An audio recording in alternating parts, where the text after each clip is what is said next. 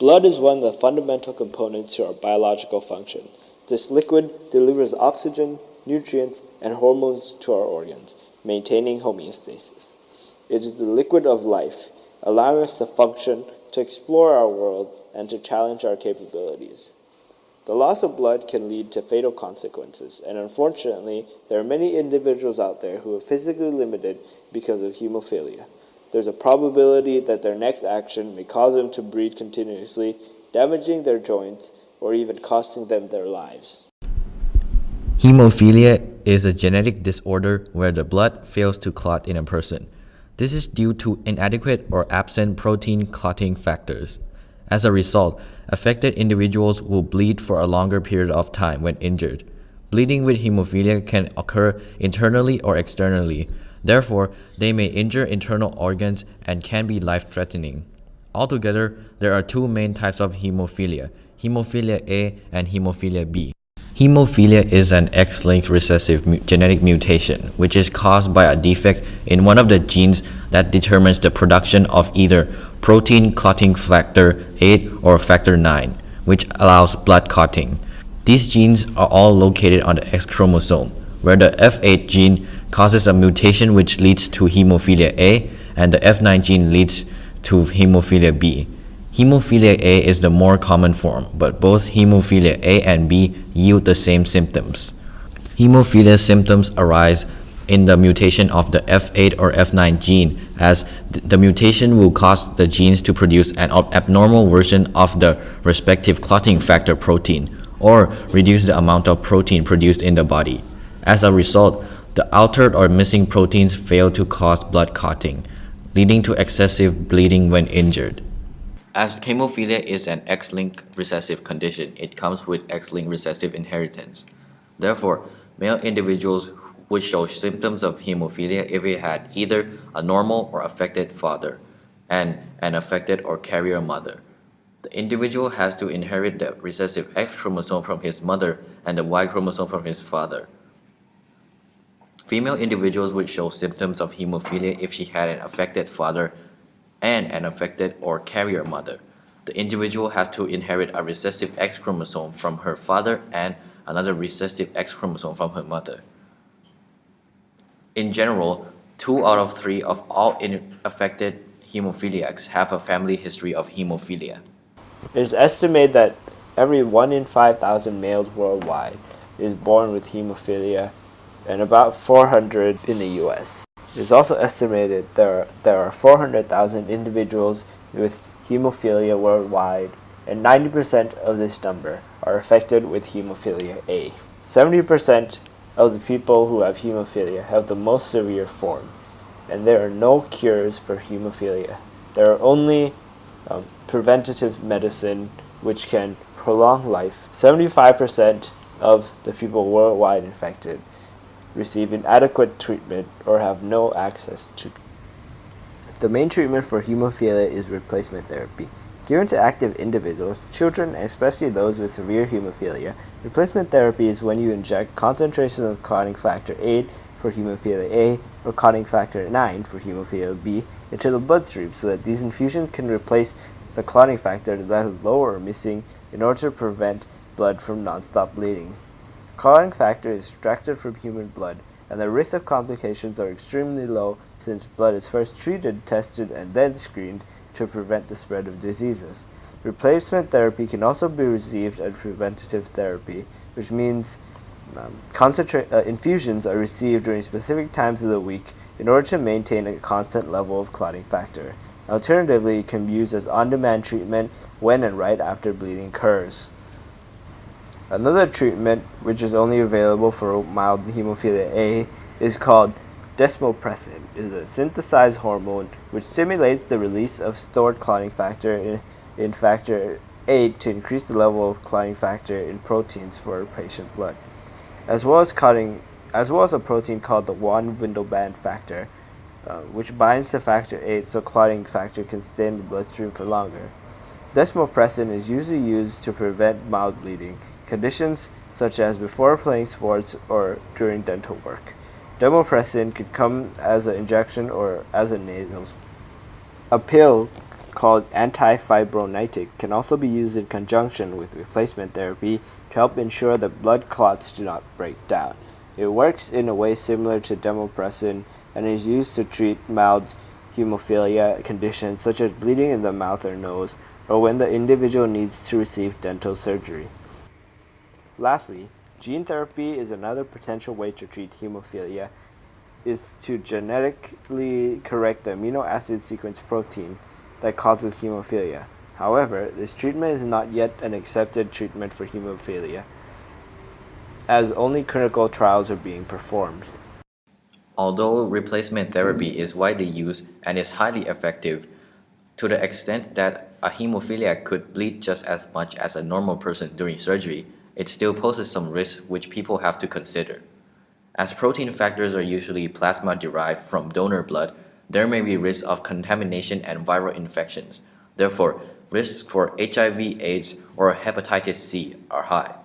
However, in the present day, there are now man-made recombinant coagulation factors, as well as extremely careful screening and testing of donor blood to ensure that there are no contamination. It is also possible that individuals develop antibody proteins which attack the clotting factor from treatment and prevent replacement therapy from working. These antibodies are called inhibitors, and they are more likely to develop in people who have hemophilia A than hemophilia B, with 20 to 30% in hemophilia A and 2 to 5% in hemophilia B. When a person develops antibodies, doctors usually give larger doses of clotting factors or different kinds of treatment. Alternative methods, however, are extremely costly. A unit of coagulation factor costs approximately $1, and which 25 units are needed per 1 kilogram of human weight. So a child weighing 70 kilograms would have to pay $750 for the treatment just for preventative therapy. I would like to tell you the story of Lucas. Lucas was diagnosed with hemophilia when he was just 2 days old. His version of the disease was caused by spontaneous mutation, and it totally caught his parents off guard, as neither of them had any family history of hemophilia. In fact, neither of them even knew what the disease was. Inexperienced and afraid, his mother felt that her son was going to get hurt doing the most basic things, like walking and playing with friends. There was a very rational fear that a small cut or bruise could lead to massive blood loss, which of course scared her very much.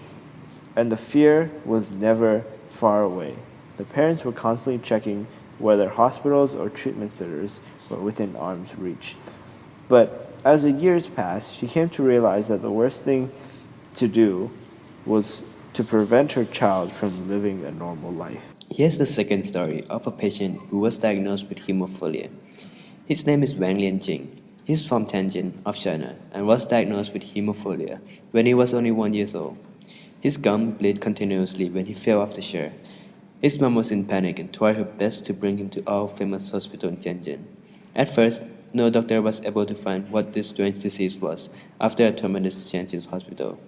Until one day, where finally one doctor in a small hospital advised Wang to go to Tianjin Blood Disease Hospital to have his blood tested. As a result, he was diagnosed with hemophilia. During his childhood, almost all of his joints, right knee, shoulder, left elbow, and ankle bled spontaneously, sometimes from major accident like falling from a playground, or from a minor accident that no one would even bleed, like walking or running. Wang was in agony. The pain was so much that he was not able to go to school. Just before graduation, he decided to leave school when he was 18 because there were no hemophilia medication available at that time. Shortly after, he became disabled to walk and could only walk a few steps with crutches, or else his knee would be the size of a grapefruit. However, just like most hemophilia people, he did not give up because of the disease. He did not lose heart, so he decided to learn English by himself at home, with a goal to become an excellent translator, so that he could work at home and make a living out of it. He did this by watching television and listening to radio in English to become used to the language. 2 years later, from learning in 1996, he finally got a college diploma and bachelor degree in English and American literature. Finally, he was able to achieve his goal, as he also got a job of translating scientific and technological material for a company and foreign film for a television station. Furthermore, he also taught students in English at home. In March 2003, he set up the Hemophilia Society of Tianjin with some help of doctor and patient. The result was excellent. Not only did more people with hemophilia and their relatives gain a better understanding of the disorder, people with hemophilia now feel hope and light in their future. Mr. Ling Qing said that I feel deeply that no matter what difficulties we met in our life, we can never give up our godless hope. As long as we try, I believe we are sure to succeed in realizing our dreams. Let's reach our brighter tomorrow together. Now, here is a story of a 47-year-old man who was born with hemophilia and suffered from other diseases, but relentlessly fought against his physical limitations to be the healthy man we see today. His name is Juan Ripley. He was born in 1967 with hemophilia, and in 1987 he was diagnosed HIV positive with hepatitis C, all which was caused from a bad blood transfusion in replacement therapy. Having suffered such a severe combination of physical conditions, Juan, already unable to play as much as his peers, became discriminated from the community when they learned of his HIV positive condition. Back then, HIV had a bad public perception, which led neighbors to have threatened to kill Juan, and the household to receive countless prank calls, many of which Juan's parents were unable to tell him about. Juan was both frustrated with himself and the effects his condition imposed on his family members. Juan was so depressed so much that he started drinking. He said that it was an escape for him to drink because he did not have to worry about the problems he was facing. As seen on TV, he knew what kind of horrendous death was going to face him. But one day, when the doctor told him that he had only 2 years left to live, something in Juan changed. Knowing that he did not have much longer to live, Juan changed his outlook in life and started eating more nutritious food, lifting weights, and staying healthy to fight his conditions. With this, 2 years turned to 20, and to this present day, Juan is still a healthy man. Juan learned that fitness can help him stay healthy against HIV and lessen his bleeds if they occur. With this, he became a huge biking enthusiast, as he realized how biking allows him to enhance his fitness and joint strength and lubrication, so that he can heal faster after joint bleeding. Also, it lessens his stress, depression, and acts as part of his goal to overcome his physical obstacles caused by hemophilia. Juan, well known to those around him as a health enthusiast, participates regularly in various bike races and triathlons, all of which help raise funds for hemophiliacs or those suffered by HIVs. Juan also organizes his own advocacy bike rides around communities to raise awareness for others affected by hemophilia. Living by his favorite Japanese proverb, piles of specks of dust can turn into a mountain, Juan is motivated every day to keep active despite of the physical limitations caused by hemophilia, as well as always putting up effort into reaching out to others who are affected by hemophilia. Juan now has 2 healthy daughters by in vitro fertilization and is a motivational speaker for countless hemophilia chapter events. Juan's story serves as a reminder of how there is hope out there for those who suffer from hemophilia. With unrelenting efforts and great determination, one can produce a life-changing phenomenon, something Juan has worked towards and earned in this day.